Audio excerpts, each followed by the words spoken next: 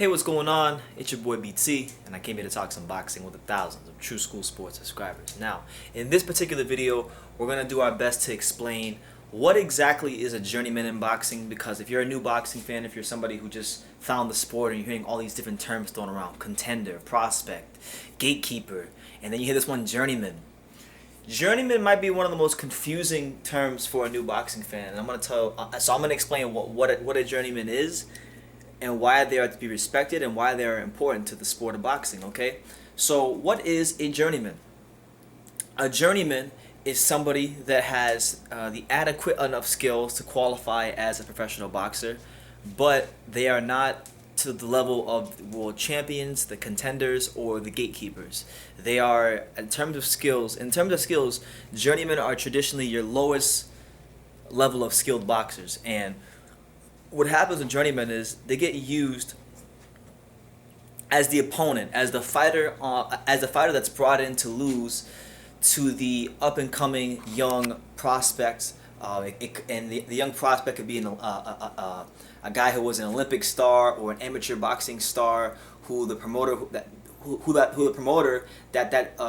fighter is signed to has big plans for. So they use the journeyman to go in there to give the young boxer his experience, to give him some rounds, to maybe if he can provide a test to the young prospect, to the young upcoming boxing superstar or boxing star that the promoter has big plans for.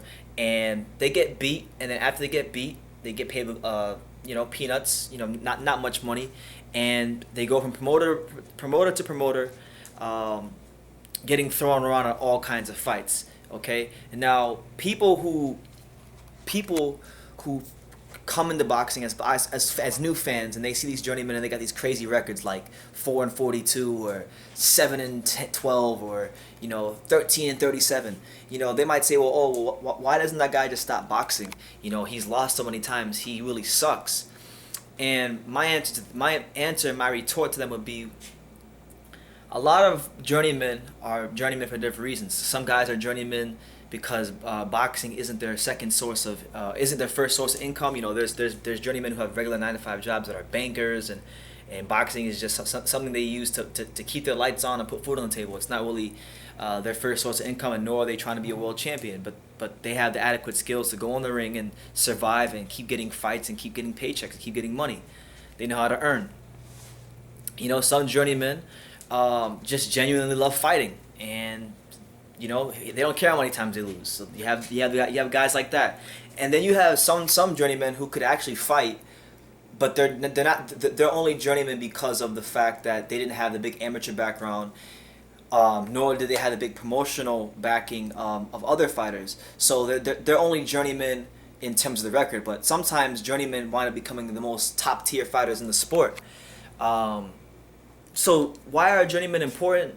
Journeymen are important because without the journeymen to give the big name stars, the big name fighters, your Floyd Mayweathers, your Manny Pacquiao's, your Mike Tyson's, your Roman Cholatito Gonzalez's, your Muhammad Ali's, your Larry Holmes, think of any big name fighter you want to think of. Fill in the blank, any big name fighter you can think of. Without journeymen, the careers of these guys wouldn't exist, because before these guys fought on pay-per-view, and before they captivated and captured the minds and the imaginations of million boxing fans the world over, they had to fight journeymen. They had to fight people that 20 years after their career was done, or even 5 years after the career had began, people weren't going to remember the opponent's names.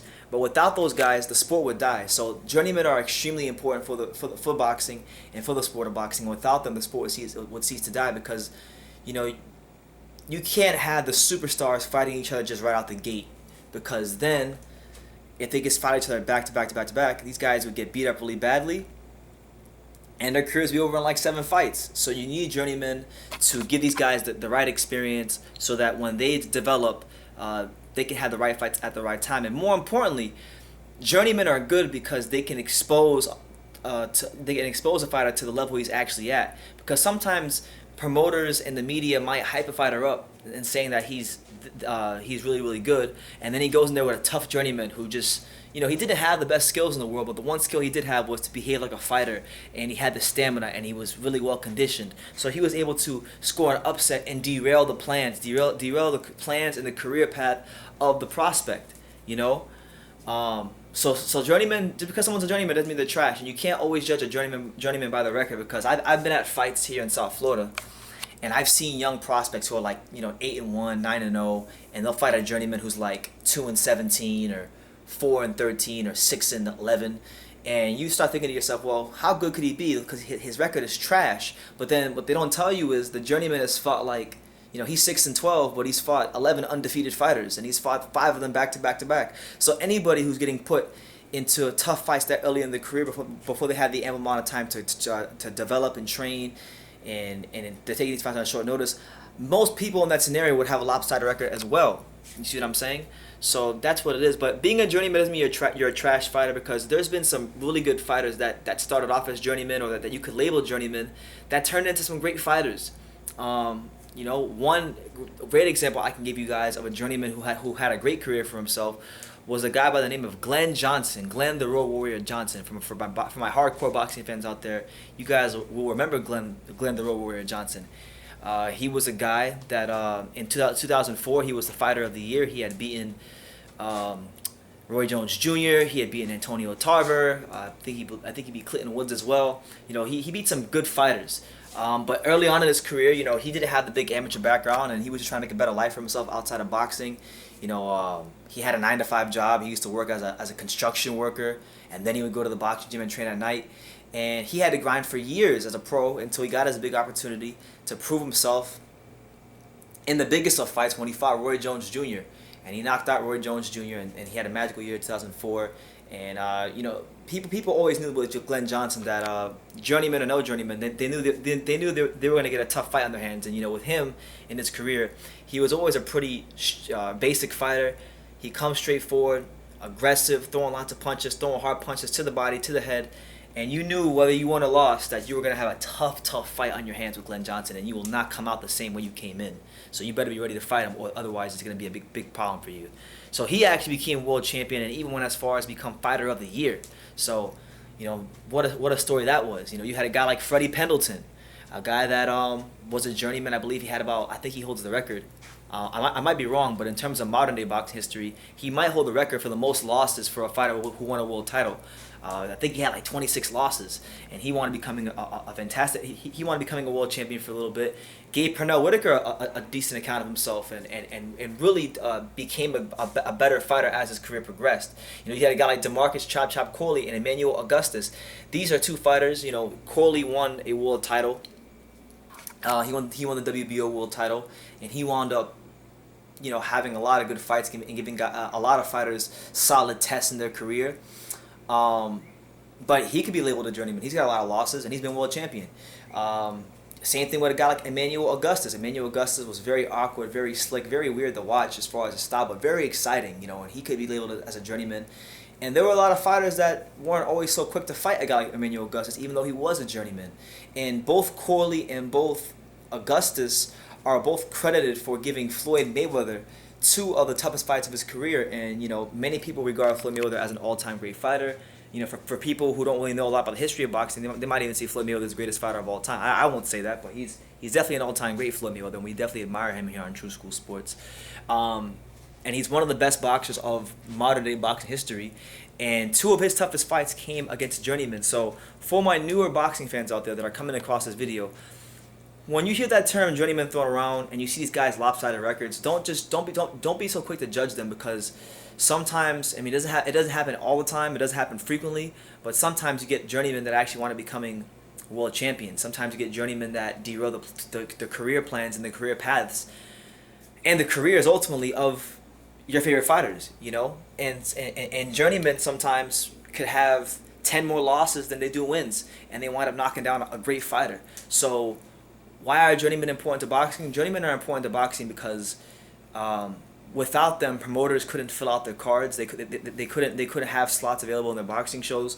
The guys that have become superstars in boxing wouldn't have become superstars in boxing because they need the journeyman to give them the rounds and the work in the ring for them to develop as fighters and let them know where they're at that stage of their career. And without journeymen as well, we would have some of the best upsets in boxing history. You know, some of the best upsets in boxing history are because of journeymen. And journeymen make things interesting a lot of the times because journeymen. Their responsibility isn't to sell tickets. Their responsibility is just to show up to the fight and fight the prospect, and whatever happens happens. And normally they're picked for a reason by the promoters because the promoters and the managers saw something in the journeyman that they thought they could exploit in favor of their fighter, so their fighter can get a victory and move on with his career.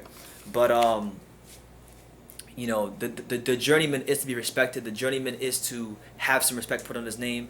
And we have lots of respect for the journeymen here on True School Sports because they're not really afforded the opportunities to pick and choose as much as fighters who had a long decorated amateur background, where maybe they won an Olympic medal of some sorts, like a bronze or silver or gold medal. Basically, journeymen have to take whatever is offered to them because they don't have the negotiating power or the bargaining power that the other fighters do, because they don't have the big power brokers in boxing making the decisions and calling the shots for their careers. And the only way a journeyman can get into that position is if they upset the apple cart and get a world title. And every now and then that does happen. You get your Glenn Johnsons, you get your DeMarcus Corleys, you get your guys like that win a world title. You know, you get your Obakars. You know, shout out to Obakar. So with that being said, I hope I did a decent job of explaining to you guys what a journeyman is and why they're important to boxing. Let me know what you guys think about journeymen in the comments down below. I'd love to hear what people have to say about journeymen in the comments down below. Make sure you take the time to subscribe, and like I say in every single one of these videos, you can love me or you can hate me, but I'm just a kid from Daniel. So until next time, take care, guys.